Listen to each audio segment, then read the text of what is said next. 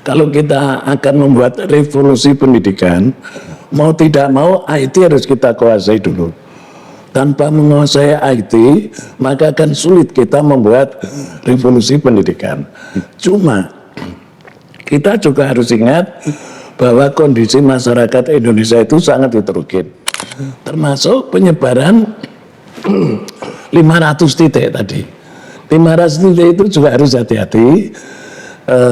Prinsip saya setuju karena itu akan meratakan pelayanan pendidikan kepada masyarakat. Iya, tidak ada kasta ya, Prof? Tidak ada kasta. Setuju. Ya, kalau saya itu apa yang dipesankan Ki Hajar itu dipegang satu. Mamayu Hayuning Sariro. Mamayu Hayuning Sariro. Itu produk dari pendidikan. Itu harus bisa menolong dirinya sendiri. Iya. Yang kedua, memayu hayuning bangsa. Ya. Produk-produk pendidikan kita itu jangan hanya untuk diri sendiri saja, ya, tetapi juga harus bermanfaat untuk bangsa secara kolektif. Lalu yang ketiga, memayu hayuning bawono. Artinya apa? Produk-produk pendidikan Indonesia ini juga berperan dalam membangun peradaban dunia. Iya, kalau boleh saya tambah. Ya. Di Taman Siswa itu ada teori trisentra pendidikan. Pendidikan itu tidak pernah akan berhasil kalau tiga-tiganya itu tidak kerjasama. Prof melihat akan seperti apa nantinya algoritma pendidikan dengan based on Pancasila? Kalau kita konsisten terhadap Pancasila, saya hasilnya justru baik. Ya. Karena menurut saya yang paling baik sekarang ini ya Pancasila itu.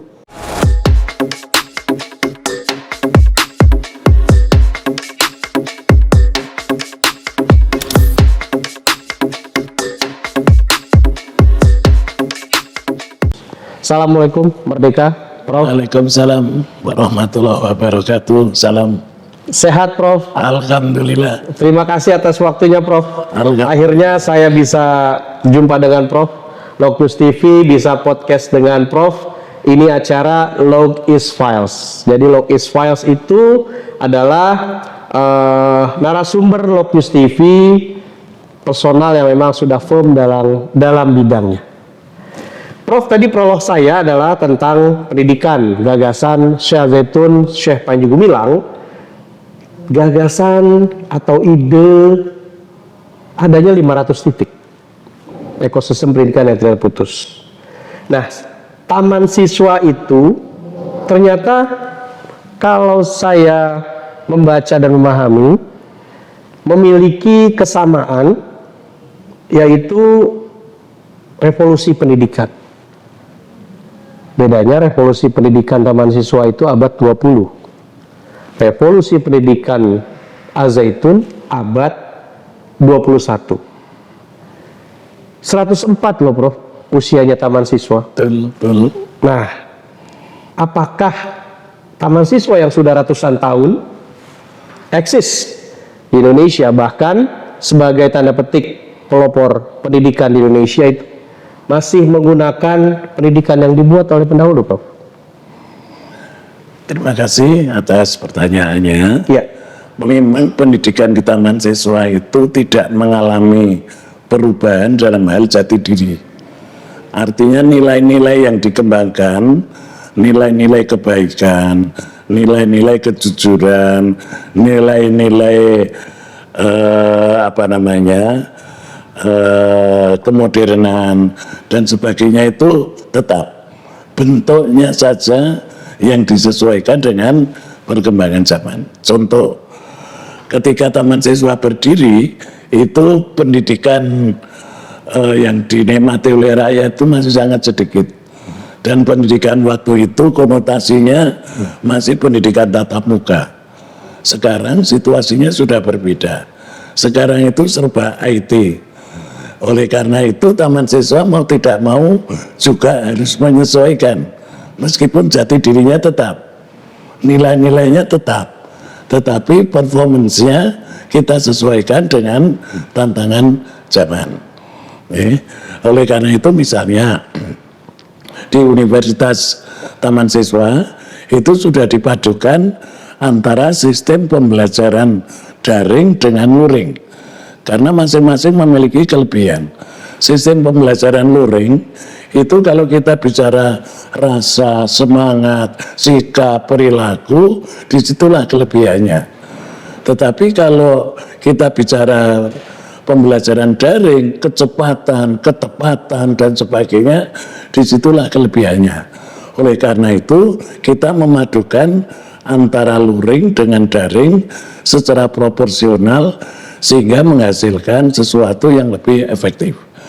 Di taman siswa ada teori yang disebut teori trikon. Ada 3 kon. Kon yang pertama itu kontinuitas, kon yang kedua itu konvergensitas, kon yang ketiga itu konsentrisitas. Kontinuitas artinya apa? Artinya kita tetap menjalankan nilai-nilai baik yang kita miliki. Jangan sampai hilang. Itu kita teruskan sampai kapanpun. Konvergensitas, kita membuka diri dengan hadirnya budaya manca. Kita tidak akan menolak. Namun ada catatan yang ketiga, konsentrisitas, budaya baru yang merupakan hasil pertemuan budaya kita dengan budaya manca itu terbentuk budaya baru yang lebih bernilai. Itulah yang menjadi semangat perjuangan dari taman siswa. Ya, dan itu artinya tetap mengikuti perubahannya, Prof. Iya. Ya. Dan pendidikan fleksibel berarti. Fleksibel tetapi jati diri tetap. Oke. Nilai-nilainya tetap. Ya, semangatnya tetap. Cuma performanya saja yang disesuaikan dengan tantangan zaman. Kekinian ya. Kekinian. Oke. Ya. Baik. Contoh misalnya anak-anak sekarang di sekolah ini semuanya sudah serba IT. Ya kita mau tidak mau harus mengikuti IT supaya kita tidak tertipu oleh kemajuan zaman. Tetapi kita tidak boleh IT itu dinomorsatukan sehingga nilai-nilai yang kita perjuangkan itu hilang di tengah jalan. Itu yang menjadi concern kita. Iya, seperti yang tadi kita bahas di off air-nya, Prof ya. Betul. Bagaimana ketika beberapa tahun yang lalu, ya walaupun itu dalam kondisi COVID, ya kita bersilaturahmi dengan keluarga dengan menggunakan Zoom. Ya. Nah itu kalau untuk taman siswa adalah sebuah apa, Prof?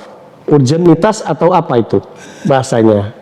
Yaitu sesuatu yang mau tidak mau kita harus mengikutinya. Oke. Meskipun semangat tetap harus kita pertahankan. Gitu. Baik.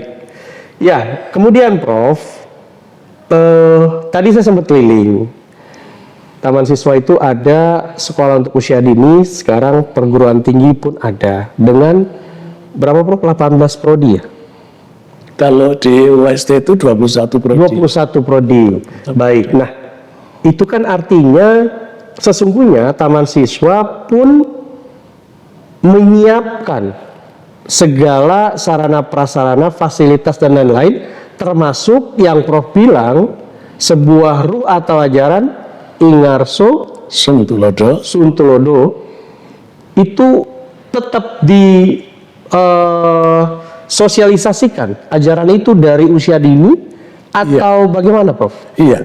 Jadi kita itu ada menyebut trilogi pendidikan dan trilogi kepemimpinan sama. Ya. Kalau trilogi pendidikan itu Ingarso Suntulodo itu ketika posisi kita di depan, kita harus bisa menjadi contoh. Seorang guru harus bisa menjadi contoh bagi siswanya. Ing Matio Mangunkarso ketika kita berada di tengah, kita harus bisa membangun semangat kelompok kita.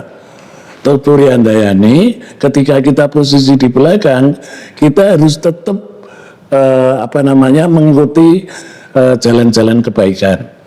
Jangan sampai kita keluar dari jalan kebaikan itu. Itulah yang teori pendidikan. Tetapi itu juga dikenal dengan trilogi kepemimpinan. Jadi ketika saya menjadi seorang pemimpin di depan, saya juga harus menjadi teladan.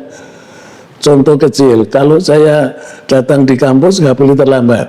Karena kalau saya terlambat, anak buah saya nanti bisa-bisa ikut-ikut terlambat. Oleh karena itu, ketika saya di depan, saya justru harus memberi teladan disiplin dalam hal waktu misalnya. Ketika di tengah, kita juga membangun semangat teman-teman yang ada di tengah. Ketika kita di belakang, kita itu mengikuti yang di depan, tetapi dengan catatan jangan sampai keluar dari rel yang sudah ditetapkan. Itu. Ya, begini Prof. Ketika penyelenggaraan lembaga pendidikan dari usia dini sampai perguruan tinggi itu ada di taman siswa, namun dalam pelaksanaannya terputus, Prof. Apakah ajaran atau ruh tadi itu tetap bisa melekat di pemikiran dan hati peserta didik? Saya kira iya, karena begini contoh kecilnya. Anak-anak kita taman indera itu ekivalen dengan taman kanak-kanak. Kalau taman muda itu ekivalen dengan sekolah dasar. Taman dewasa itu dengan SMP, taman madya SMA, nah lalu perguruan tinggi itu sarjana wiyata. Nah, kita itu sejak di Taman Indria, anak-anak itu sudah dibiasakan untuk berjabat tangan, kalau perlu mencium tangan gurunya, tangan yang dianggap orang terhormat, itu ajaran budi pekertinya Taman Siswa ya. Dan itu ternyata sampai sekarang kalau Bapak mengamati di sini, itu mahasiswa S1, S2 yang kuliah pun, kalau masuk ruangan, itu pertama kali dia akan datang ke gurunya, saling berjabat tangan dengan gurunya. Itu kita pertahankan sampai sekarang. Hal-hal kecil seperti itu. Dan itu ternyata dampaknya besar terhadap perilaku sehari-hari. Kalau sudah jabat tangan kok mau berbuat yang tidak-tidak, itu sudah tidak mungkin. Oleh karena itu kelihatan kecil, kuliah, datang, jabat tangan, mau pulang, jabat tangan lagi, itu pengaruhnya ternyata besar untuk kehidupan mahasiswa dan dosennya itu sendiri. Baik, bila itu dikatakan sebagai budaya, identity atau identitas budaya yang paling jelas yang ada di lembaga pendidikan Taman Siswa ini apa, Prof? Satu, budi pekerti. Orang di Taman Siswa itu budi pekertinya dituntut sebaik mungkin. Nah, lalu yang kedua, sistemnya itu kekeluargaan. Jangan terlalu formal semuanya. Tetapi dalam pergaulan di kampus, di sekolah, di perguruan, itu hendaknya disesuaikan dengan pergaulan ketika kita ada dalam keluarga kita. Ya. Jadi kekeluargaan itu maksudnya family atmosphere, bukan nepotism. Nah, itu ciri khas yang kedua. Ciri khas yang ketiga itu banyak sekali ya. Misalnya kita harus di depan, itu harus memberi contoh dan menjadi contoh. Itu hal yang kelihatannya kecil tapi sulit untuk dilaksanakan. Ketika kita di belakang, kita tidak boleh menyebabkan sesuatu itu menjadi tidak baik. Kita harus justru terus mendorong supaya kebaikan itu tetap berjalan sebagaimana yang telah direncanakan. Gitu. Ya, banyak sekali nilai-nilai yang yang dikembangkan di Taman Siswa ini. Baik, saya pernah membaca dan ada dalam sejarah bahwa Taman Siswa itu sempat ya oleh pemerintah Belanda saat itu, Prof, sempat dilarang.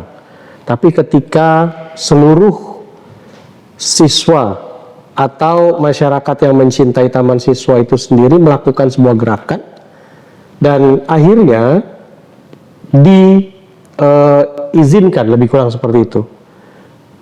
Boleh diceritakan Prof, seperti apa? Iya, itu yang paling jelas itu tahun 1932 1932. ketika pemerintah penjajah Ya. itu melarang berdirinya sekolah-sekolah swasta pribumi, mengeluarkan aturan yang disebut Onderwijs Ordonansie. Ya. Jadi sekolah-sekolah swasta termasuk taman siswa itu dianggap sekolah-sekolah liar. Maka ordonansi itu juga sering disebut ordonansi sekolah liar. Iya, betul. Karena sekolah taman siswa dianggap sekolah liar. Maka Ki Hajar berdiri di depan tidak hanya untuk taman siswa, tapi juga untuk sekolah-sekolah yang lain, termasuk sekolah-sekolah Cina. Nah, Ki Hajar melawan dengan politik yang disebut Lijdelijk Verzet. Lijdelijk Verzet itu diam tetapi melawan. Nah, akhirnya apa? Akhirnya dalam waktu jangka 6 bulan, pemerintah penjajah merasa peraturan itu harus dicabut kembali. Akhirnya ordonansi sekolah liar itu pun aturannya dicabut oleh pemerintah Belanda. Akhirnya justru sekolah-sekolah swasta di Indonesia setelah ini dicabut, maka pertumbuhannya terlihat lebih besar dan lebih kompak antara taman siswa, Muhammadiyah, Katolik, Kristen, Cina, semuanya bisa lebih kompak justru karena adanya Onderwijs Ordonansie atau ordonansi sekolah liar. Ya, bisa dimengerti saat itu ya Prof. Iya, iya. Ketika sejarah yang pernah ada seperti itu, kemudian masuk sekarang ada di abad 21. Katakanlah sebuah pendidikan yang memang sebagai pembaharu, itu apakah harus mengalami hal yang sama seperti pada saat taman siswa seperti dulu? Saya kira tantangannya berbeda. Ya. Berbeda itu begini. Kalau kita akan membuat revolusi pendidikan, mau tidak mau IT harus kita kuasai dulu. Tanpa menguasai IT, maka akan sulit kita membuat revolusi pendidikan.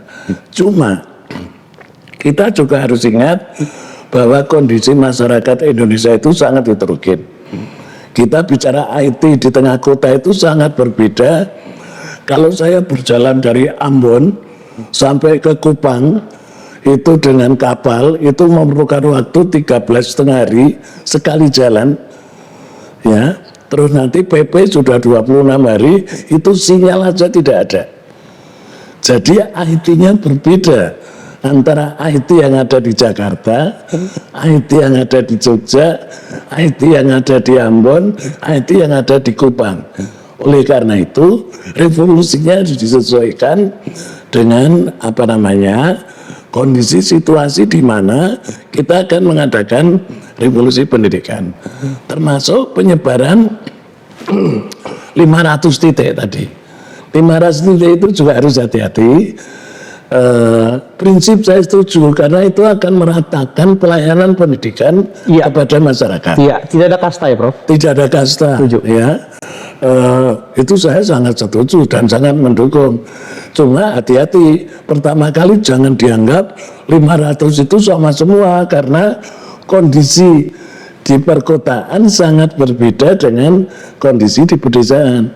Bahkan di daerah tertinggal itu ada ada oknum kepala sekolah yang datang di sekolahnya itu 2 minggu sekali karena ya situasi dan kondisinya sangat berbeda. Nah itu juga harus kita layani tetapi dengan tampilan yang berbeda. Iya, sudah masuk kepada revolusi pendidikan ya Prof ya. Artinya ketika revolusi pendidikan itu pemerintah membangun 500 titik dengan desain atau peta jalan yang sudah ditulis secara baik, apakah nantinya itu akan sama hasilnya dengan yang tadi Prof sampaikan? Kalau kita itu mengukurnya itu dalam skala nasional, saya kira kemajuannya pasti ada. Meskipun antar daerah, di dalam satu daerah saja bisa berbeda. Jogja misalnya, Jogja di tengah kota, di mana saat ini kita berada, itu dengan 20 km dari sini kondisinya sudah berbeda. Maka dalam memberikan pelayanan awalnya harus berbeda. Bahwa nanti suatu saat sama, iya. Tetapi awalnya mesti disesuaikan dengan kondisi yang ada dulu. Nah, bahwa itu nanti secara nasional akan membawa kemajuan pasti. Itu tidak boleh tidak. Dan saya sangat mendukung adanya penyebaran 500 titik itu. Ya. Di dalam 500 titik itu terbayangkan Prof, terbayangkan dengan luas lokasi 3.000 hektar, ya. Terus pembagian dari 3.000 hektar itu penyelenggaraan pendidikan dan ekosistem pendidikan yang tidak terputus atau yang berkaitan dengannya. Masuk kepada ekosistem pendidikan yang tidak terputus tadi, ketika secara manajemennya sekarang kita tahu sudah akan dikembalikan tanda petik sistem sekolah kejuruan. Tanggapan Prof seperti apa? Ya, adanya pembagian sekolah umum yang dasarnya akademis dengan sekolah kejuruan yang dasarnya itu vocational, saya kira itu sangat diperlukan.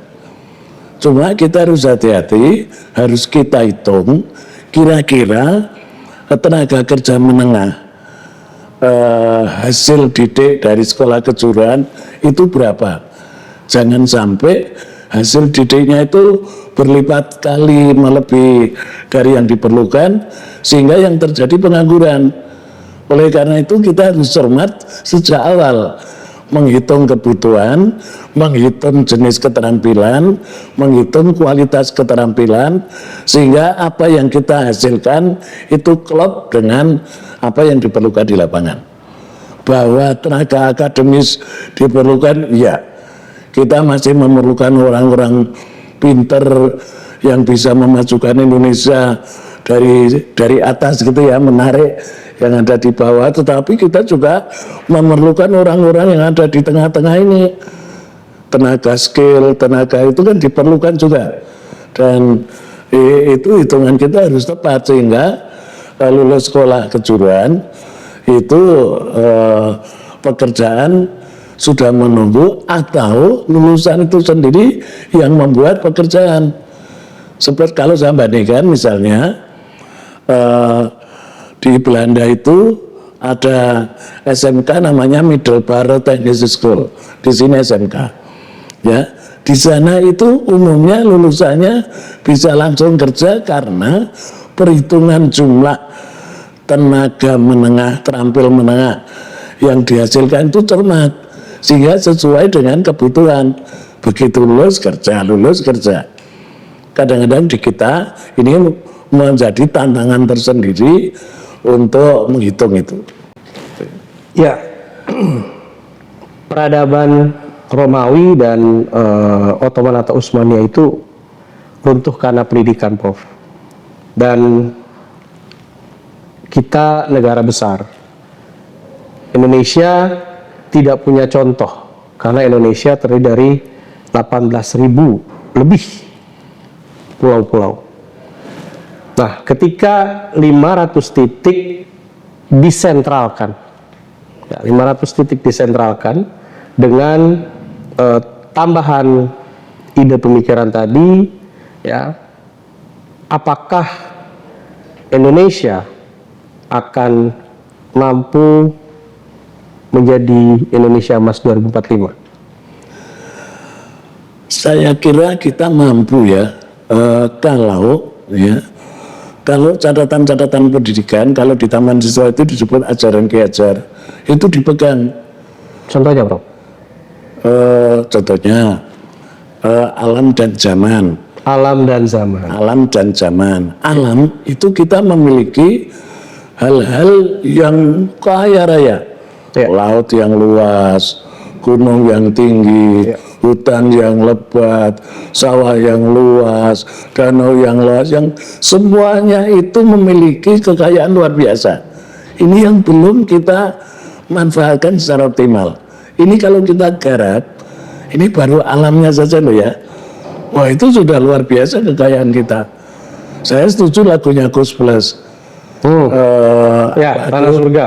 Oh iya, batu dibuang aja jadi tanaman gitu ya. Oke. Nah, lalu yang kedua zaman. Zaman itu sekarang ini IT. Ya. Sekarang teknologi AI itu sudah dipakai di mana-mana. Makin lama makin maju. Ada global village, ada disruptive technology, ada segala macam itu digital teknologi.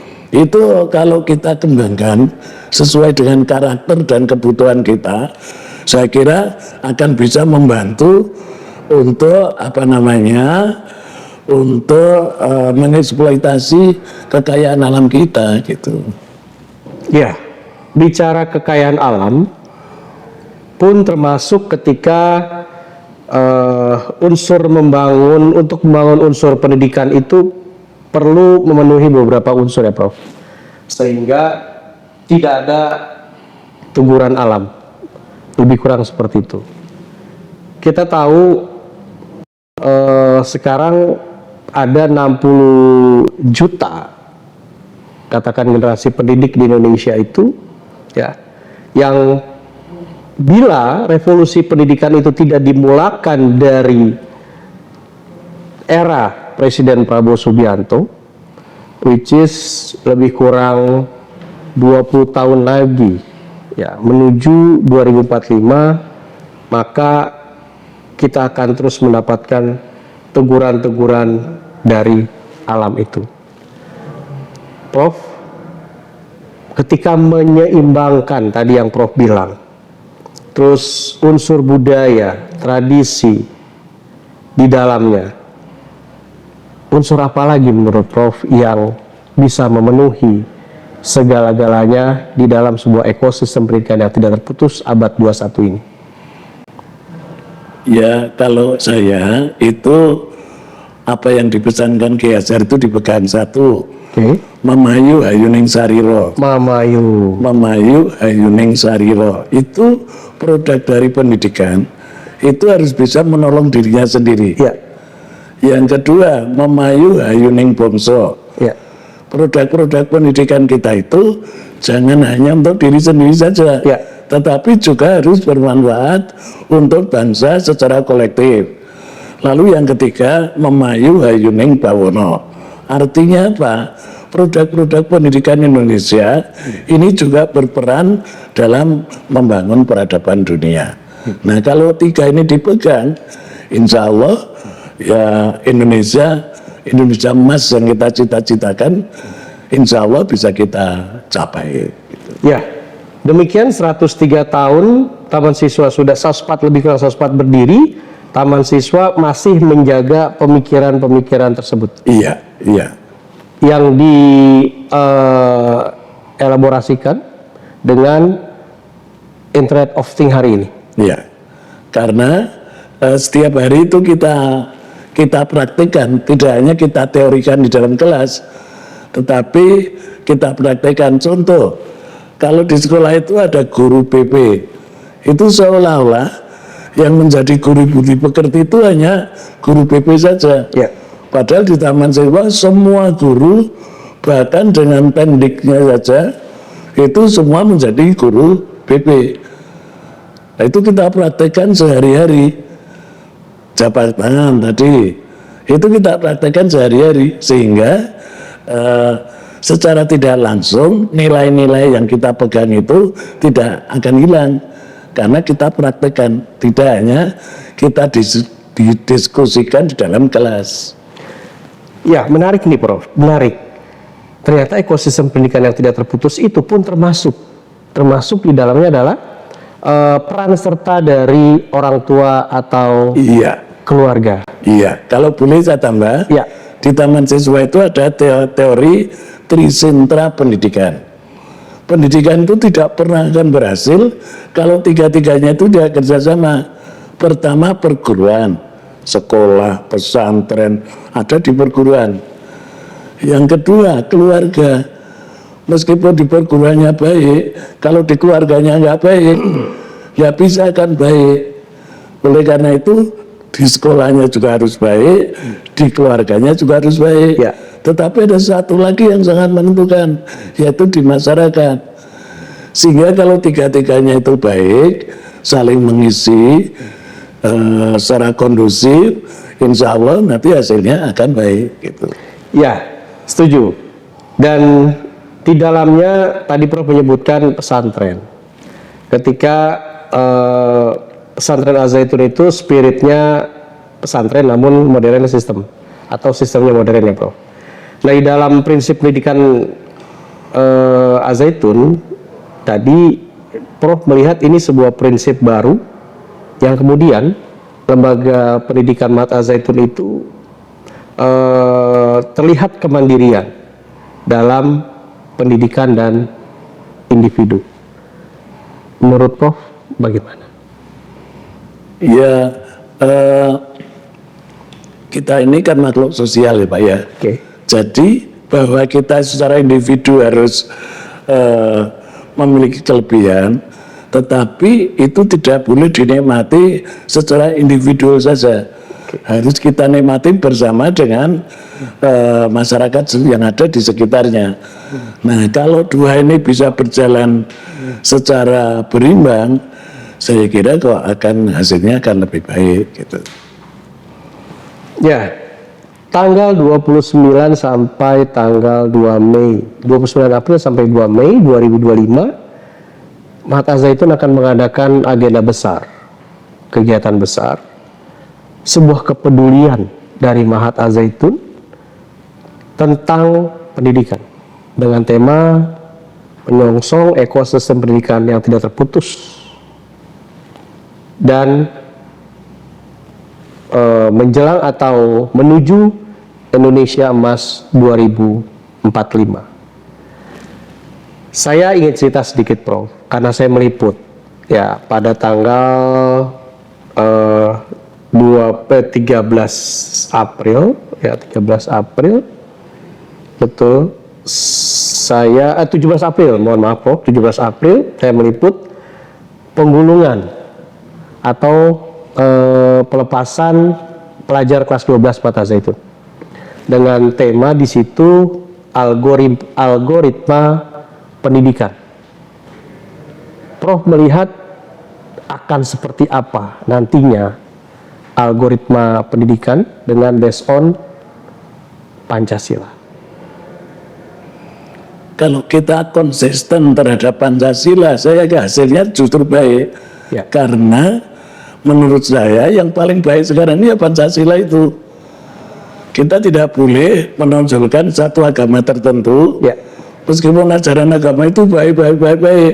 Tapi dalam iklim budaya Indonesia menurut saya yang paling cocok ya Pancasila.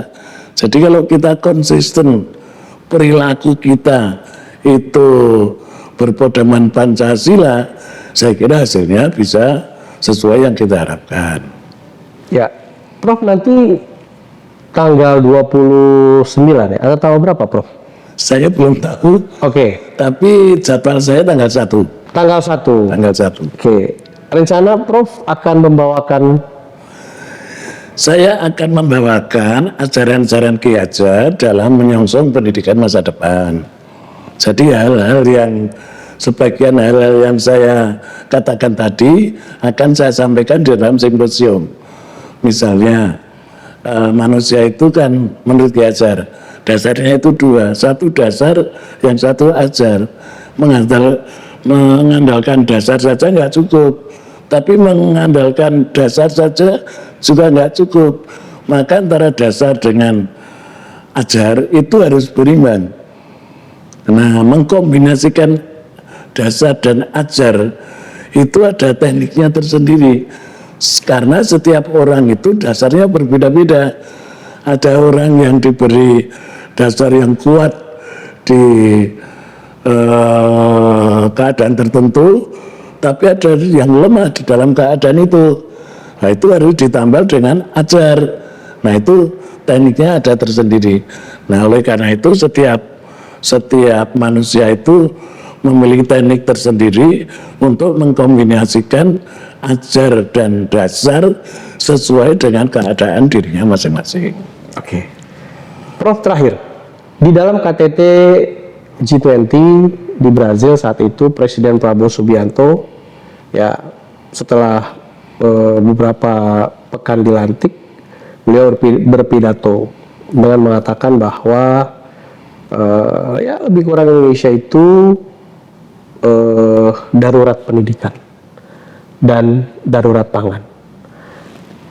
Ketika ada respons gagasan tadi, ya respon gagasan tadi yaitu ekosistem pendidikan yang tidak terputus, dormitori atau 24 jam. Dan pemerintah Prabowo sesungguhnya mampu melaksanakan itu. Kalau Prof melihatnya,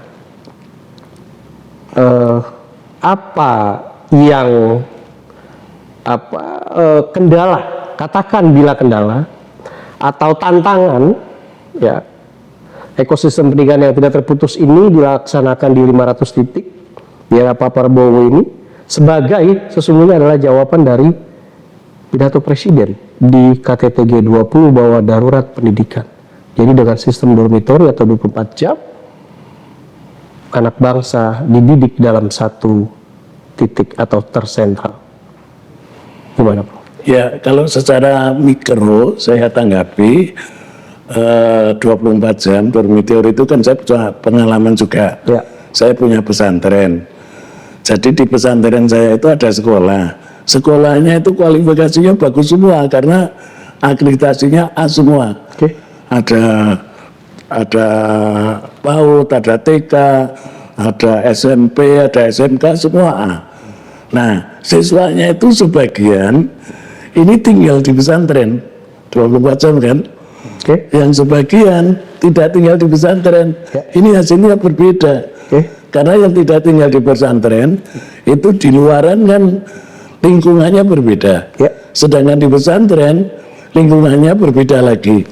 Sehingga memang kalau 24 jam itu bisa dilaksanakan, saya kira baik, meskipun itu harus ada catatan dalam waktu-waktu tertentu anak-anak ini pun juga harus bergaul dengan dunia luar supaya nanti kalau lulus, kok dunia luar berbeda, tidak boleh juga. Itu yang mikro. Sedangkan yang makro, saya ulangi, di 500 titik itu saya sangat setuju karena itu merupakan penyebaran sekaligus pemerataan pendidikan untuk bangsa Indonesia. Jadi orang yang nggak pernah sekolah, tahu sekolah yang bagus, wah itu nanti pasti hasilnya akan luar biasa. Sebab itu pun harus ada political will yang kuat ya. Ya, political will. Sebab kalau tidak nanti mohon maaf. Kami kan punya pengalaman kerjasama dengan ABRI mendirikan Taman Taruna Nusantara di Magelang. Taman Taruna Nusantaranya masih bagus sampai sekarang. Tapi ini kan tidak bisa menyebar kemana-mana. Karena institusinya kan terbatas. Oke. Tapi kalau 500 titik kan otomatis sudah tersebar di mana-mana. Terima kasih. Iya. Baik, Prof, sebentar. Profesor, Direktur? Prof, Direktur apa, Prof? Direktur Pasca Sarjana Pendidikan. Direktur Pasca Sarjana Pendidikan UST Yogyakarta. Ya. Universitas Sarjana Wisata Taman Siswa Yogyakarta. Ya. Ya, demikian wawancara saya, podcast katakan seperti itu dengan Direktur Program Pendidikan Maaf, Direktur Pasca Sarjana Pendidikan. ya. Ya, Logers, demikian podcast saya, wawancara saya tentang pendidikan bersama Direktur Pasca Sarjana Pendidikan UST Yogyakarta. Banyak hal yang kita bisa petik hubung kait dengan gagasan besar Syekh Zaitun Syekh Panji Gumilang membangun ekosistem pendidikan yang tidak terputus abad 21 di 500 titik, dan era Presiden Prabowo Subianto mampu melaksanakan ide besar gagasan Syekh Panji Gumilang dalam jangka waktu 2 periode ini. Pendidikan itu bukan unsur yang nampak di sekolah. Unsur besar daripada pendidikan adalah ekosistem itu sendiri di dalam kampus. Abad 21, abad 22, dan seterusnya. Indonesia Raya, Indonesia Abadi lewat pendidikan harus diwujudkan. Log is Files, Log News TV, Yogyakarta. Terima kasih. Assalamualaikum. Merdeka. Waalaikumsalam. Terima kasih, Prof.